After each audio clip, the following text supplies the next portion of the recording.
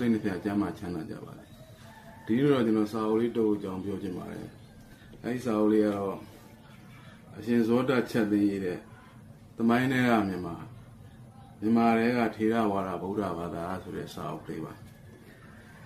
ဒီစာအုပ်လေးထဲမှာတော့ဆရာတော်က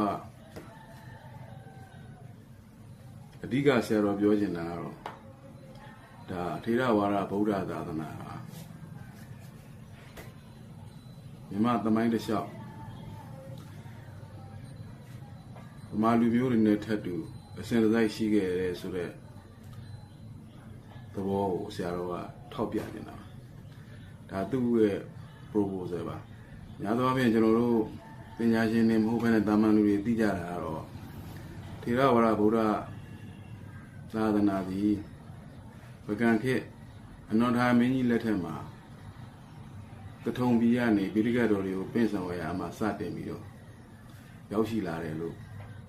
တာမန်အဖြစ်ကျွန်တော်တို့ဒီလိုသိထားကြပါတယ်။ဒါနဲ့အရှင်ဇောတချက်သိန်းကတော့အဲ့လိုမမြင်မှန်းနဲ့ထေရဝါဒဗုဒ္ဓသာသနာသည်ပထမတကောင်းခေတ်ခဲက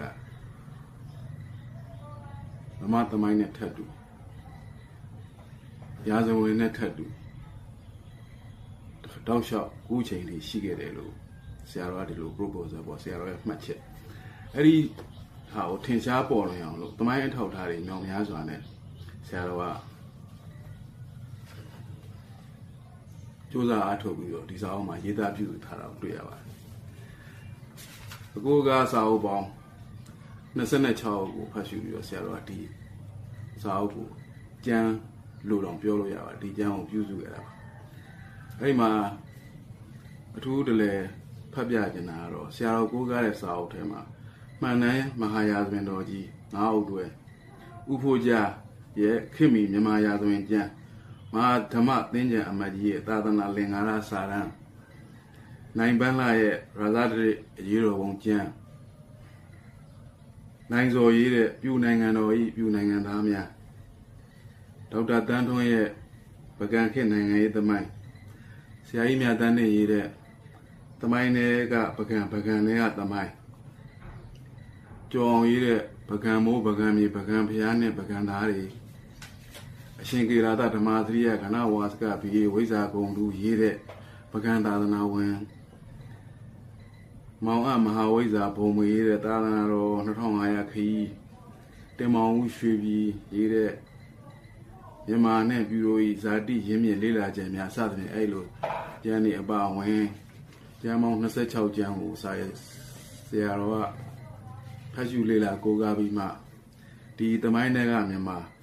တွေကထေရဝါဒဗုဒ္ဓဘာသာဆိုတဲ့ဒီကျမ်းစာအုပ်ကိုပြုစုခဲ့တာပါအဓိကဆရာတော်ဆိုလိုရင်အစာပိုင်းမှာကျွန်တော်ပြောခဲ့သလိုပဲထေရဝါဒဗုဒ္ဓသာသနာသည်ပရမတကောင်းပြုဗမာတွေ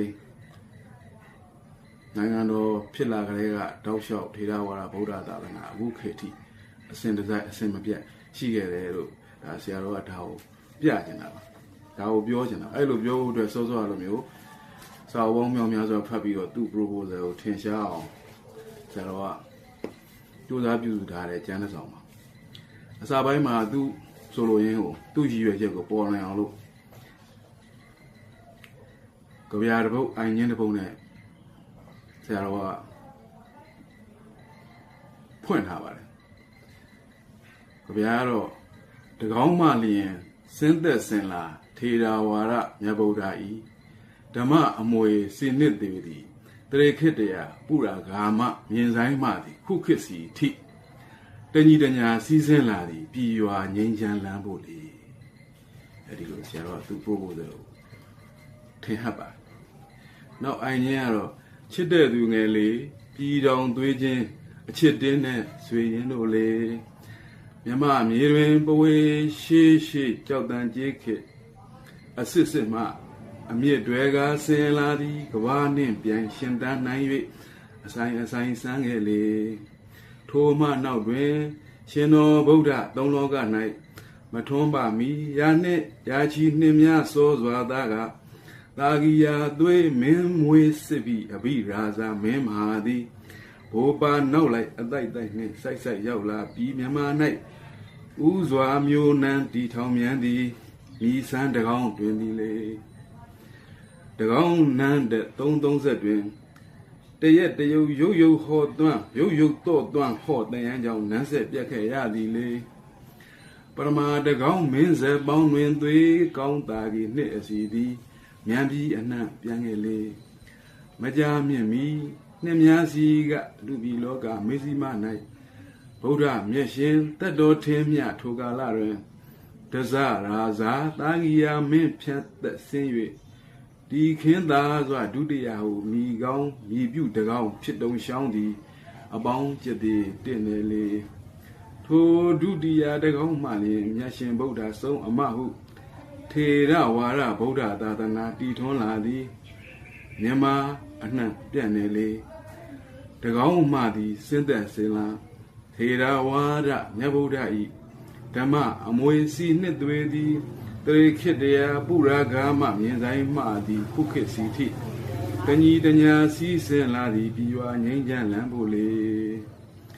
မြမသမိုင်းဆက်ဆက်တိုင်းတွင်ရိုင်းကြီးတခါရင်လာတလက်နှိမ့်ခဲ့တဖန်မြင့်ပြန်တဖုံကျုံဆုံးလောကဓမ္မကောင်းကျိုးအမျိုးမျိုးနှင့်တိုးလဲဘဲကမခွဲခွာခဲ့ထေရဝါဒဗုဒ္ဓသာသနာပြည်မြန်မာသည်ညီညာရှင်တွဲခဲ့သည်လေဒီတော်သွေးခြင်းအချစ်တင်းတဲ့ဆွေရင်တို့လေဒီလိုဆရာတော်အရင်ကိုရေးပေါ်ထားပါတယ်အဓိကတော့ဆရာတော်ကထေရဝါဒဗုဒ္ဓသာသနာသည်မြမသမိုင်းနဲ့ထပ်တူပြု၍အစဉ်အဆက်တောက်လျှောက်ရှိလာခဲ့တယ်ထေရဝါဒသာသနာကိုအကြောင်းပြုတော့မြမမင်းကောင်းမင်းမြတ်တွေပေါ်ထွန်းလာခဲ့တယ်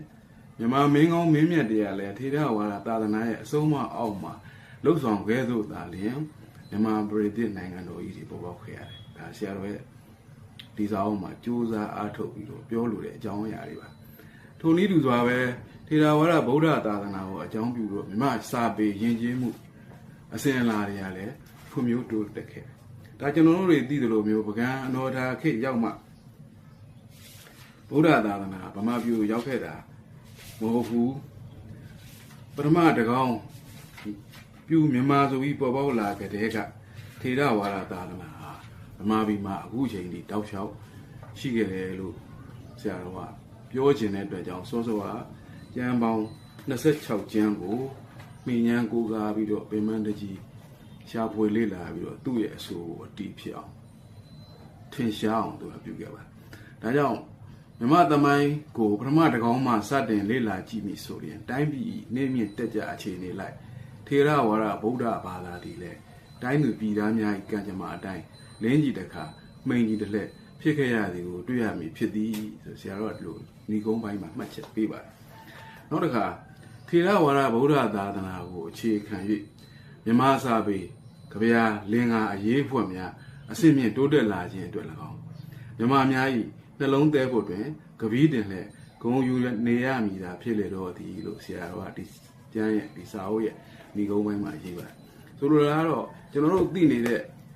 အခြေအနေတရားကနေဖောက်ထွက်ပြီးတော့ဆရာတော်ကအတွေ့အသည့်အမြင်တင်တဲ့ဒီစာအုပ်ကိုကြိုးစားရေးသားပြုစုထားတယ်လို့ကျွန်တော်မြင်ပါတယ်ဗမာတွေရဲ့ယဉ်ကျေးမှုဗမာတွေရဲ့ဗမာလူမျိုးတွေရဲ့ဖွံ့ဖြိုးတိုးတက်မှုစာပေဂီတအနုသုခမပညာဒါပဲဒီအပြင်ကိုမင်းကောင်းမင်းမြတ်တရားထေရဝါဒသာသနာရဲ့တော်ရဲ့အဆုံးအမကိုလိုက်နာပြီးတော့တိုင်းပြည်အုပ်ချုပ်တဲ့အတွက်ကြောင့်ဒါပထမမြန်မာနိုင်ငံတော်ဒုတိယမြန်မာနိုင်ငံတော်တတိယမြန်မာနိုင်ငံတော်စသဖြင့်မြန်မာသမိုင်းတစ်လျှောက်ထွန်းမတမဂုံကျက်သည့်အတင်းနဲ့ဗရေသည့်နိုင်ငံတော်ကြီးတွေပေါ်ပေါက်လာတယ်လို့ဆရာတော်ကတင်ပြလို့ရင်ဖြစ်ပါတယ်ဆိုတော့ဒီစာအုပ်ကမတမကျွန်တော်တို့